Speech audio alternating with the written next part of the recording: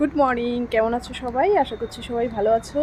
আমি আছি মোটামুটি, খুব একটা ভালোও না, মানে শরীর ঠিক আছে কিন্তু মনটা একটু খারাপ। তো কেন খারাপ বলছি সেটা।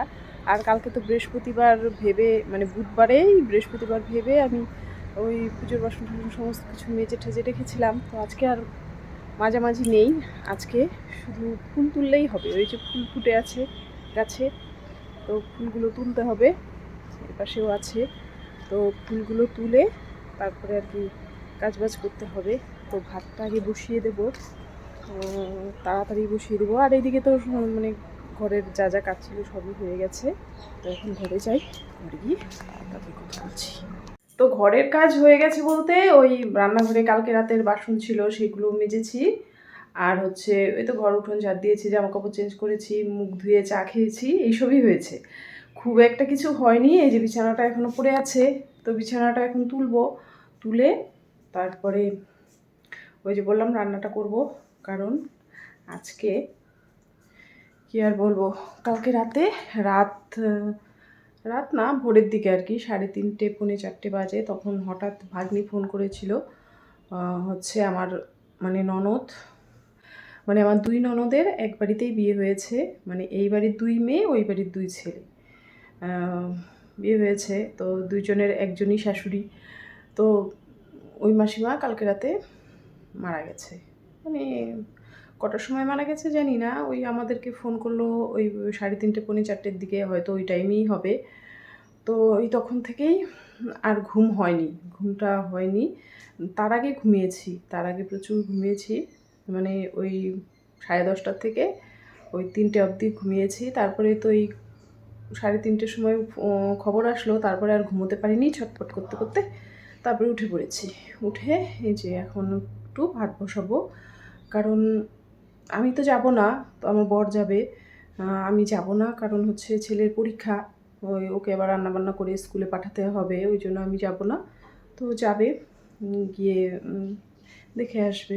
খুব খারাপ লাগছে। আর ওই মাসিমা খুব ভালো মানুষ ছিল, মানে কি বলবো, গেলে পরে কোথায় বসতে দেবে, কি খেতে দেবে, একদম হুলস্থুল কাণ্ড শুরু করতো। তো এটাই আর কি, চলে গেল একজন মানুষ। তো এই যে ছেলে পড়তে বসেছিল, পড়তে বসে আবার ওই যে উঠে আসলো। আর আমার ছেলে তো জানোই তোমরা, অনেক সকালে ওঠে। তো আজকে কটার সময় উঠেছিলি? 5:30। 5:30টার সময়। তো আজকে ও 5:30টার সময় উঠেছে। উঠে ওই তো মর্নিং ওয়াক করে এসে তারপরে চা বসিয়ে দিয়ে তারপরে আমাকে ডেকেছে। তারপরে চা করলো, মা ছেলে দুজনে মিলে চা ঠা খেয়ে তারপরে এই যে কাজকর্ম করতে ভালো লাগছে না, ওই জন্য শুধু ঘোরাঘুরি ঘোরাঘুরি করছি। এখন বাজে কটা বাজে রে? 8:30। এই তো 8:30 বাজে। কিন্তু অনেক ভোর থেকেই আর কি আমরা জেগে আছি, কিন্তু 8:30 বাজে তেমন কোনো কাজই হয়নি। তো কাজগুলো করতে হবে। ঠিক আছে, আজকে কি পরীক্ষা? পরিবেশ। পরিবেশ, ঠিক আছে, রান্না বান্না করি, পরে আবার দেখা হচ্ছে।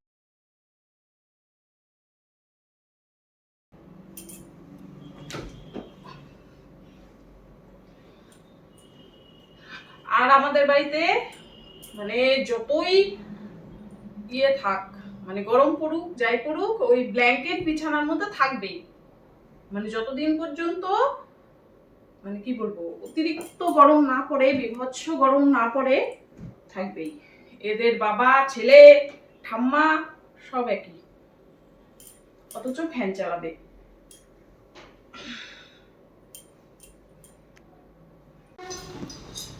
তো এখন বাজে ওই 10:30টার মতো। তো আমার আজকে রান্না বান্না হয়নি। আর সকালবেলা রান্না বান্না করতে একদমই ভালো লাগছে না, রান্না বান্না করলাম না। আর ওর বাবা তো গেছে ওই যে দিদির শাশুড়ি মারা গেছে ওখানে, আস্তে আস্তে দেরি হবে। ওই জন্য সকালে ছেলে গিয়ে পরোটা আর পুরি আর তরকারি নিয়ে আসলো, এটাই খাবো। খেয়ে দিয়ে তারপরে স্নান টান করে পুজো টুজো দিয়ে তারপরে রান্নাটা করবো, দুপুরে রান্নাটা। তো সকালের খাবার দাবার খেয়ে তারপরে বড় ছেলের ঘরে আসলাম। ঘরে এসে দেখি ঘরটার কি অবস্থা। ভিডিওটা আমি অন করেই এসেছিলাম যে এই ঘরে এসে তোমাদের সঙ্গে কথা বলবো, কারণ বাইরে হচ্ছে কীর্তন। তো আমাদের পাশে কীর্তন হচ্ছে, ওই জন্য ভাবলাম ভিডিওটা অন করেই এসেছিলাম, এসে দেখি এই অবস্থা। তো ভাবলাম যে অবস্থায় আছে সেই অবস্থাটাই তোমাদেরকে দেখাই। এই দেখো একটা গেঞ্জি খুলে ওখানে রেখেছে, আর এই চেয়ারের উপরে জামা কাপড় সব এলোমেলো করে রেখেছে।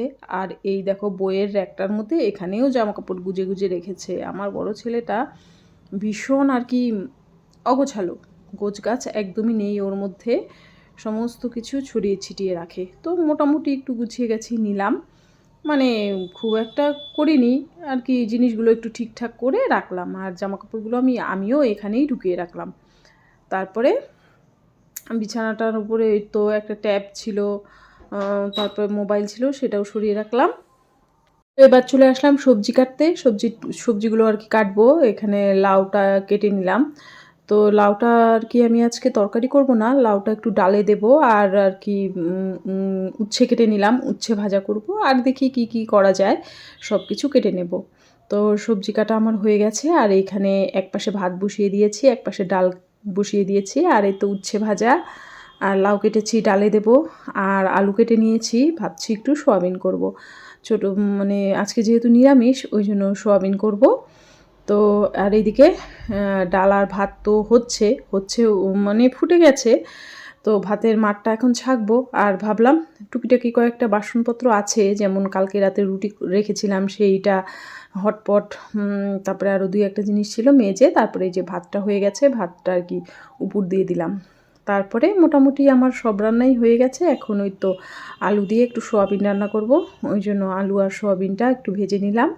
নিয়ে তারপরে আর কি আমি মশলাপাতি সমস্ত কিছু দিয়ে একটু ভালো করে কষিয়ে তারপরে নেড়েচেড়ে ঝোল দিয়ে দেব। সোয়াবিনটা আমি ভেজে রেখেছি। আর এদিকে কি কি রান্না করেছি দেখাই তোমাদেরকে। এখানে করেছি উচ্ছে ভাজা, তারপরে এখানে আছে ভাত, তো উচ্ছে ভাজা ভাত, আর এখানে আছে ডাল। তো ওই মুগ ডাল করেছি, কাঁচা মুগ ডাল লাউ দিয়ে। আর এখানে আছে আলু দিয়ে সোয়াবিনের তরকারি, একদম শুকনো শুকনো করেই করেছি, কারণ ডাল আছে যখন, তখন আর অত ঝোলের দরকার নেই আজকে, আর সবসময় ঝোল খেতে ভালো লাগে না। আর এখানে করেছি নিম পাতা ভাজা। তো কয়েকদিন থেকেই শাশুড়ি মা বলছিল নিম পাতা ভাজা খাবে, তো আমার আর কিছুতেই মনে থাকে না, ওই জন্য আজকে ভেজে রেখেছি। আর এইদিকে দেখো আমি অনেকটা জামা কাপড় ছিল, সেগুলো কেচে ঠেচে তারপরে ঘর মুছেছি। ঘর মোছাটা তোমাদের সঙ্গে দেখাতে পারিনি। তো জামা কাপড়গুলো কেচে এবার একবারে স্নান করে আসলাম। স্নান করে এসে তো এখন জামা কাপড়গুলো আর কি মেলে দেব। মেলে দিয়ে তারপরে ঘরে যাব, ঘরে গিয়ে পুজো দেব, তারপরে খাওয়া দাওয়া করব, এটাই আর কি। আর এখন প্রায় মোটামুটি 2টো বাজে, কিন্তু এখনও প্রচুর রোদ।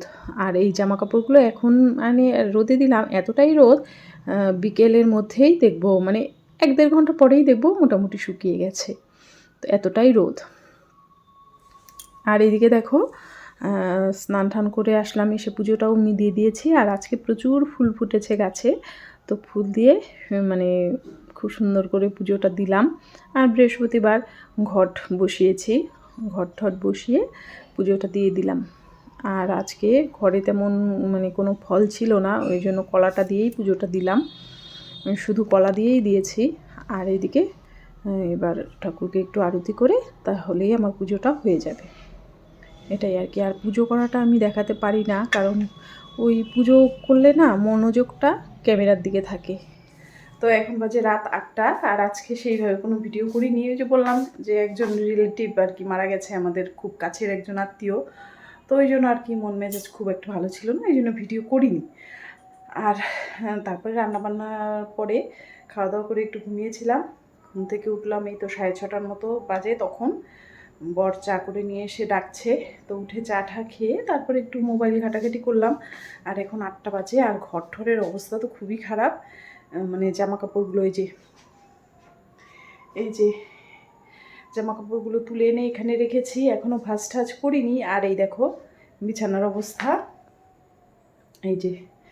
তো শুয়েছিলাম ফ্যান চালিয়ে, ওই জন্য আর কি ব্ল্যাঙ্কেটটা আর কি গায়ে দিয়েছিলাম। আর এই দেখো এইদিকে দাঁড়াও, বন বন করে শুধু ঘুরেই যাচ্ছি। আর এই যে দেখো আমার বরের কাজ দেখাই, এই যে এত ফাইল পত্র সব বের করে বিছানার মধ্যে রেখেছে, এই দেখো এক 1 2 3 4 5, এই যে একটা 6, ওখানে একটা 7, আর এই যে প্রিন্টারটাও টেনে টুনে এনে এখানে রেখেছে, কারণ ওর হচ্ছে অনেক আর কি জেরক্স করতে হবে, অনেক কাগজপত্র জেরক্স করতে হবে, ওই জন্য বিছানার মধ্যে এইভাবেই রেখে গেছে। বলছে আমাকে হাত না দিতে, এসে তারপরে ওর মানে যা যা কিছু মানে জেরক্স করতে হয় সেটা করবে। তো দেখি কখন আসে, এতক্ষণ এগুলো এইভাবেই থাকবে। কারণ এই তো দাঁড়াও বলছি, তো কারণটা হচ্ছে ওর হচ্ছে 2-1 দিনের মধ্যেই ওকে হয়তো থানার থেকে ডাকবে, ওই জন্য মানে যেতে হবে। আর তার জন্য প্রচুর ডকুমেন্টসের প্রয়োজন, ওই সব জিনিসগুলো আর কি রেডি করছে। কবে যাবে জানি না, ওই বললো তো 2-1 দিনের মধ্যেই যাবে, এটাই। আর যাবে হচ্ছে ওই যে ওর যে পাসপোর্টের জন্য অ্যাপ্লাই করেছিল, সেই জন্যই থানার থেকে ডাকবে ইনকোয়ারির জন্য। তো প্রথমে ওরটাই দিল, একজনেরটাতেই এত ঝামেলা, তো আমাদেরটাতে আরও কি হবে কে জানে। ছেলেদেরটা হয়তো আশা করি অতটা অসুবিধা হবে না, কারণ আমাদের কাগজপত্র সবই ঠিক আছে, কিন্তু আমারটা করার সময় খুব ঝামেলা হবে আমি জানি। কারণ হচ্ছে আমার মারও মানে জন্ম বাংলাদেশ, আর বাবারও বাংলাদেশে জন্ম। তো ওদের ডকুমেন্টসগুলো আমি যে কোথার থেকে পাবো জানি না, এটাই আর কি। আমারটা করতে একটু ঝামেলাই হবে, আর ওরটা মোটামুটি হয়ে গেছে।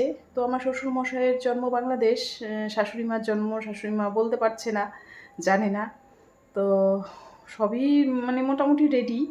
আর শুধু ওই আজকে গেছিলো ওর প্রাইমারি স্কুলের থেকে কি কি নিয়ে আসলো কাগজপত্র, অনেক ঝামেলা। একটা পাসপোর্ট করতে এত যে ঝামেলা হয় জানতাম না। তো ওরটা আগে করলো, কারণ ওই যে ও তো যাবে, বাইরে যাবে, ওদের আর কি কোম্পানি থেকে নিয়ে যাবে।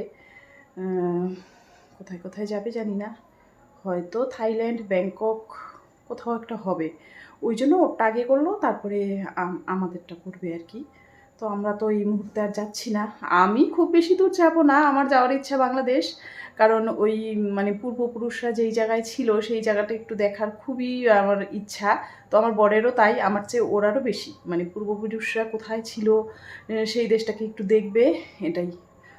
ওই দেখি ঘুরে আসুক। আর এখন যাবো রান্নাঘরে।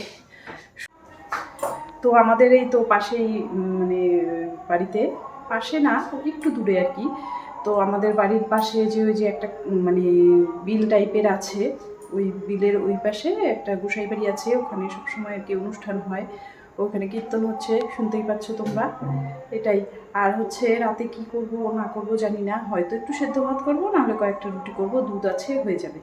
তো আজকের ভিডিওটা না আমি এখানেই শেষ করছি, কালকে আবার আসছি নতুন একটা ভিডিও নিয়ে। ততক্ষণ সবাই ভালো থেকো, সুস্থ থেকো, টাটা, গুড নাইট।